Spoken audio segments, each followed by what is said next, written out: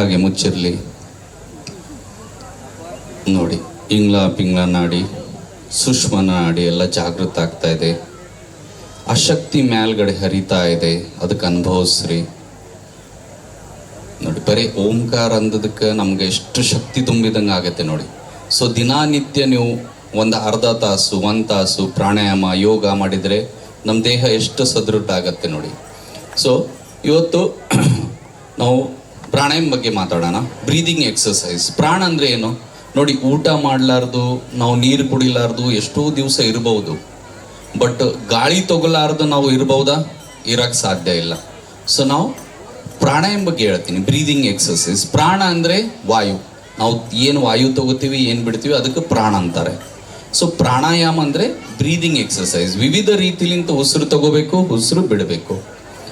ನಿಮ್ಗೆ ಟೈಮ್ ಇಲ್ಲ, ಒಂದು ಅರ್ಧ ತಾಸು ಬೆಳಗ್ಗೆ ಖಾಲಿ ಹೊಟ್ಟೆಲಿ ನಿಮ್ದೆಲ್ಲ ಕ್ರಿಯೆಗಳು ಮುಗಿಸ್ಕೊಂಡು ಒಂದು 5ರಿಂದ 10 ಸೂರ್ಯ ನಮಸ್ಕಾರ ಮಾಡ್ಬೋದು. ಸೂರ್ಯ ನಮಸ್ಕಾರ ಮಾಡಿದರೆ ಎಲ್ಲ ಅಂಗಾಂಗಗಳು ಆಸನಗಳು ಆಗ್ಬಿಡ್ತವೆ.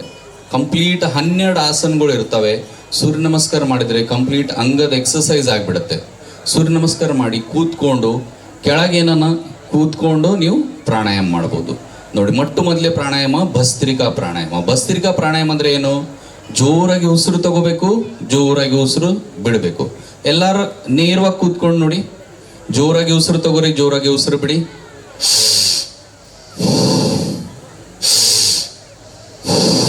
ಮಾಡಿ 2 ನಿಮಿಷ ಮಾಡಿ. ನೋಡಿ, ನಮ್ದೆಲ್ಲರದ್ದು ಲಂಗ್ಸ್ ಏನಾಗಿದೆ ಅಂದರೆ 75% ವರ್ಕ್ ಮಾಡೋದು ಬಿಟ್ಬಿಟ್ಟಿದೆ. ನಾವು ದಿನಾನಿಡೀ ಏನು ಉಸಿರಾಟ ಮಾಡ್ತೀವಿ ಅದು ಬರೀ 25% ಅಷ್ಟೇ ಉಸಿರು ಒಳಗೆ ಹೋಗ್ತಾ ಇದೆ.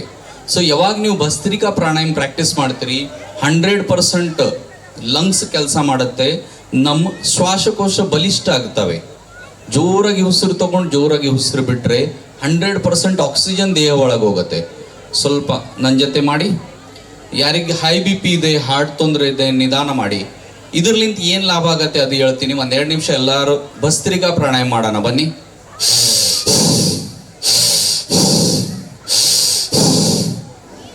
ಮಾಡ್ತಾ ಹೋಗಿ. 1-2 ನಿಮಿಷ ಮಾಡಿ. ಎಲ್ಲರೂ ಕಣ್ಣು ಮುಚ್ಕೊಂಡು ಕೈ ಜ್ಞಾನ ಮುದ್ರೆ, ಚಿನ್ಮಯ ಮುದ್ರೆಯಲ್ಲಿ ಹಿಡ್ಕೊಂಡು ಈ ಥರ ಈ ಮುದ್ರೆಯಲ್ಲಿ ಹಿಡ್ಕೊಂಡು ಮಾಡಿ. ಎಲ್ಲರೂ ಜೋರಾಗಿ ಉಸಿರು ತಗೋರಿ, ಜೋರಾಗಿ ಉಸಿರು ಬಿಡಿ.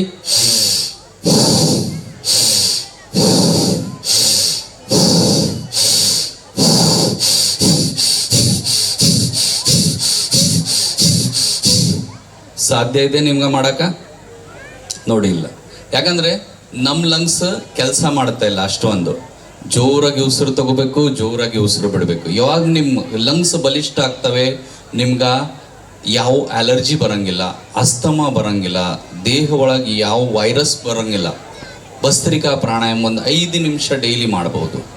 2ನೇ ಪ್ರಾಣಾಯಾಮ ಕಪಾಲಭಾತಿ ಪ್ರಾಣಾಯಾಮ. ಕಪಾಲ ಅಂದರೆ ಮುಖ, ಭಾತಿ ಅಂದರೆ ಒಂದು ಓಜಸ್, ಒಂದು ತೇಜಸ್, ಒಂದು ಕಾಂತಿ ಇರುತ್ತೆ ಮುಖದ ಮೇಲೆ.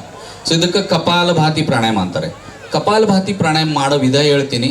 ಜೋರಾಗಿ ಉಸಿರು ಹೊರಗಾಗಬೇಕು, ಹೊಟ್ಟೆ ಭಾಗನ ಒಳಗೆ ಹೇಳ್ಕೋಬೇಕು.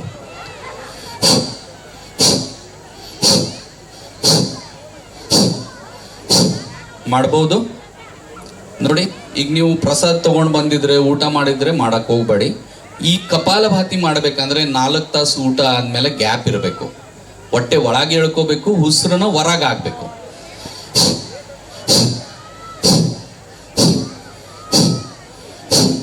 ಈ ಪ್ರಾಣಾಯಾಮಲಿಂದ ಏನಾಗುತ್ತೆ ಅಂದರೆ ನಮ್ಮ ಶುಗರ್ ಕಂಟ್ರೋಲ್ ಆಗುತ್ತೆ, ನಮ್ಮ ಪ್ಯಾನ್ಕ್ರಿಯಾಸ್ ಆಕ್ಟಿವೇಟ್ ಆಗಿಬಿಡ್ತವೆ, ಕಿಡ್ನಿ ಸ್ಟೋನ್ ಅಂಬದು ಇರಂಗಿಲ್ಲ ದೇಹದಲ್ಲಿ, ಯಾವ ರೋಗ ಇರಂಗಿಲ್ಲ. ನಮ್ಮ ಒಳಗೆ ಹೊಟ್ಟೆ ಒಳಗಿದ್ದ ಇರೋಂಥ ಎಲ್ಲ ಆರ್ಗನ್ಸ್ಗೆ ಇದು ಕೆಲಸ ಮಾಡುತ್ತೆ ಕಪಾಲಭಾತಿ ಪ್ರಾಣಾಯಾಮ. ಲಿವರ್ ಚೆನ್ನಾಗಿರುತ್ತೆ, ಡೈಜೆಷನ್ ಚೆನ್ನಾಗಿರುತ್ತೆ, ಸ್ಟಮಕ್ ಚೆನ್ನಾಗಿರುತ್ತೆ. ನಮ್ಗೆ ಎಲ್ಲ ಒಳಗಿಂದು ಪ್ಯಾನ್ಕ್ರಿಯಾಸ್ ಎಲ್ಲ ಕೆಲಸ ಮಾಡಿ ಎಲ್ಲ ರೋಗಗಳು ಕಡಿಮೆ ಆಗ್ತವೆ. ಇದಕ್ಕೆ ಕಪಾಲಭಾತಿ ಪ್ರಾಣಾಯಾಮ ಅಂತಾರೆ ಇದಕ್ಕೆ. ಸೊ ಇದೆಲ್ಲ ಬೆಳಗ್ಗೆ ಫಸ್ಟ್ ಪ್ರಾಣಾಯಾಮ ಭಸ್ತ್ರಿಕಾ, 2ನೇ ಪ್ರಾಣಾಯಾಮ ಕಪಾಲಭಾತಿ, 3ನೇ ಪ್ರಾಣಾಯಾಮ ನೀವು ಅನುಲೋಮ್ ವಿಲೋಮ್ ಪ್ರಾಣಾಯಾಮ ಮಾಡಬಹುದು. ಸೊ ಕಪಾಲಭಾತಿಲಿಂತ ಮಾಡೋ ವಿಧ ಹೇಳಿನಿ, ಇದರ್ಲಿಂತ ಲಾಭ ಏನೇನಾಗತ್ತೆ ಅದು ಹೇಳಿನಿ. ಈಗ 3ನೇ ಪ್ರಾಣಾಯಾಮ ಅನುಲೋಮ್ ವಿಲೋಮ್ ಪ್ರಾಣಾಯಾಮ. ಇದು ಎಲ್ಲರ ಮಕ್ಕಳು ಮಾಡಬೇಕು. ಯಾಕಂದರೆ ನೆನಪಿನ ಶಕ್ತಿ ಜಾಸ್ತಿ ಇರಬೇಕಂದ್ರೆ ನಮ್ಮ ಬ್ರೈನ್ ಆ್ಯಕ್ಟಿವೇಟ್ ಆಗಬೇಕು. ಸೊ ಅದಕ್ಕೆ ಏನು ಮಾಡಬೇಕು, ಅನುಲೋಮ್ ವಿಲೋಮ್ ಪ್ರಾಣಾಯಾಮ ಮಾಡಬೇಕು. ಅದು ಹೆಂಗೆ ಮಾಡಬಹುದು? ಬಲ ಕೈಲಿಂದ ಬಲಮೂಗು ಮುಚ್ಚಿ, ಎಲ್ಲರೂ ಬಲ ಕೈಲಿಂದ ಬಲಮೂಗು ಮುಚ್ಚಿ, ಎಡಮೂಗ್ಲಿಂದ ಉಸಿರು ತಗೋರಿ. ಎಡಮೂಗು ಮುಚ್ಚಿ ಬಲಮೂಗ್ಲಿಂದ ಉಸಿರು ಬಿಡಿ. ಬಲಮೂಗ್ಲಿಂದ ತಗೋಬೇಕು, ಮತ್ತೆ ಎಡಮೂಗ್ಲಿಂದ ಬಿಡಬೇಕು.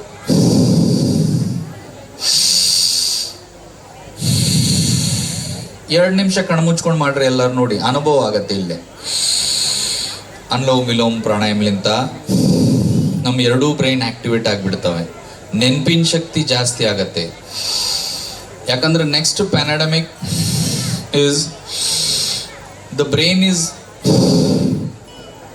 ವರ್ಕಿಂಗ್ ಅಪೋಸಿಟ್ ಅಸ್, ಅಂದರೆ ನಮ್ಮ ಬ್ರೈನ್ ನಮ್ಮ ವಿರುದ್ಧ ಕೆಲಸ ಮಾಡ್ತದೆ. ಸೊ ಅದು ನಮ್ಮ ಹಠೋಟಿಯಲ್ಲಿ ಇರಬೇಕಂದ್ರೆ ಏನು ಮಾಡಬೇಕು? ಅನುಲೋಮ್ ವಿಲೋಮ್ ಪ್ರಾಣಾಯಾಮ ಮಾಡಬೇಕು. ಅನುಲೋಮ್ ವಿಲೋಮ್ ಪ್ರಾಣಾಯಾಮಲಿಂತ ಏನಾಗುತ್ತೆ, ನಮ್ಮ ಬ್ರೈನ್ ಆಕ್ಟಿವೇಟ್ ಆಗಿಬಿಡುತ್ತೆ. ನಾವು ಡಿಪ್ರೆಷನ್ಲಿಂದ ಹೊರಗೆ ಬರ್ತೀವಿ. ನಮ್ಮ ಹೈ BP ಕಂಟ್ರೋಲ್ ಆಗುತ್ತೆ. 1 ತಿಂಗಳ ಕಂಟಿನ್ಯೂ ನೀವು ಅರ್ಧ ತಾಸು ಅನುಲೋಮ್ ವಿಲೋಮ್ ಮಾಡಿಬಿಟ್ರೆ ನಿಮ್ಗೆ ಯಾವ ಮೆಡಿಸಿನ್ ತಗೋ ಅವಶ್ಯಕತೆ ಇಲ್ಲ. ಕಂಪಲ್ಸರಿ ನಿಮ್ಮ BP ಕಂಟ್ರೋಲ್ ಆಗತ್ತೆ ಇದರ್ಲಿಂದ. ಮತ್ತು ಡಿಪ್ರೆಷನ್ಲಿಂದ ಹೊರಗೆ ಬರ್ತೀರಿ. ಇಪಿಲಿಪ್ಸಿ ಇರುತ್ತೆ, ಫೀಡ್ಸ್ ಬರುತ್ತೆ, ಅದೆಲ್ಲ ಕಡಿಮೆ ಆಗಿಬಿಡುತ್ತೆ ಅನುಲೋಮ್ ವಿಲೋಮ್ ಪ್ರಾಣಾಯಾಮಲಿಂದ. 4ನೇ ಪ್ರಾಣಾಯಾಮ ಭ್ರಾಮ್ರಿ ಪ್ರಾಣಾಯಾಮ. ಭ್ರಾಮ್ರಿ ಅಂದರೆ ಹೆಂಗೆ ಮಾಡ್ಬೋದು ಅದು ಹೇಳ್ತೀನಿ. ಎರಡೂ ಕೈಲಿಂದ ಎರಡೂ ಕಿವಿ ಮುಚ್ಚಿ, ಎರಡೂ ಕೈಲಿಂದ ಎರಡೂ ಕಿವಿ ಮುಚ್ಚಬೇಕು, ಹೊರಗಿನ ಸೌಂಡ್ ಕೇಳಿಸ್ಬಾರ್ದು. 3 ಬೆರಳು ಮೂಗಿನ ಮೇಲೆ, 2 ಬೆರಳು ಕಣ್ಣಿನ ಮೇಲೆ, ಕಣ್ಣು ಮುಚ್ಕೊಂಡು ಉಸಿರು ತಗೊಂಡು ಅಂತ ಹೇಳಿ ಉಸಿರು ಬಿಡಬೇಕು. ಮಾಡಿ, ಕಣ್ಣು ಮುಚ್ಕೋರಿ. ಹಾಂ, ಉಸಿರು ತಗೋರಿ.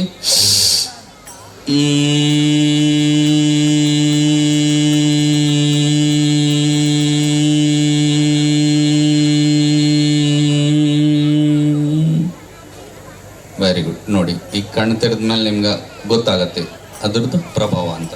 ಸೊ ಎಲ್ಲ ಪ್ರಾಣಾಯಾಮ ಈ ಥರ ಮಾಡಬಹುದು. ಸೂರ್ಯ ನಮಸ್ಕಾರ. ಈಗ ಆಸನ ಇವೆಲ್ಲ ಮಾಡೋ ಸ್ಟೇಜ್ ಇಲ್ಲ ಇದು. ಆ್ಯಕ್ಚುಲಿ ಇಲ್ಲಿ ಭಾಳಷ್ಟು ಒಳ್ಳೆ ಪರ್ಫಾರ್ಮೆನ್ಸ್ ನಡೆದಿದೆ. ಎಲ್ಲರೂ ಅದ್ರ ಸಲ ಕಾಯ್ತಾ ಇದ್ದಾರೆ. ಸೊ ನನಗೆ ಪ್ರಭುಜಿ ಹೇಳಿದ ಮೇಲೆ ನನಗೆ ಅಂದರೆ ಆಗಿತ್ತು, ಇದು ಇಲ್ಲಿ ಮಾಡೋ ಪ್ರೋಗ್ರಾಮ್ ಇಲ್ಲ, ಇದು ಬೆಳಗಿನ ಜಾವ ಮಾಡಬೇಕು. ಸೊ ಇಲ್ಲಿ ಕೆಲವು ದಿವಸದಾಗ ನಾವು ಒಂದು ಕ್ಯಾಂಪ್ ಅರೇಂಜ್ ಮಾಡ್ತೀವಿ ಇಸ್ಕಾನ್ ಟೆಂಪಲಲ್ಲಿ. ಸೊ ಯಾರಿಗ ಇಂಟ್ರೆಸ್ಟ್ ಇದೆ ಅವ್ರು ಬಂದು ಬೆಳಗ್ಗೆ 1 ತಾಸು ಬಂದು ನಮ್ಮ ಜೊತೆ ಯೋಗ ಕಲಿಬೋದು. ಧನ್ಯವಾದ.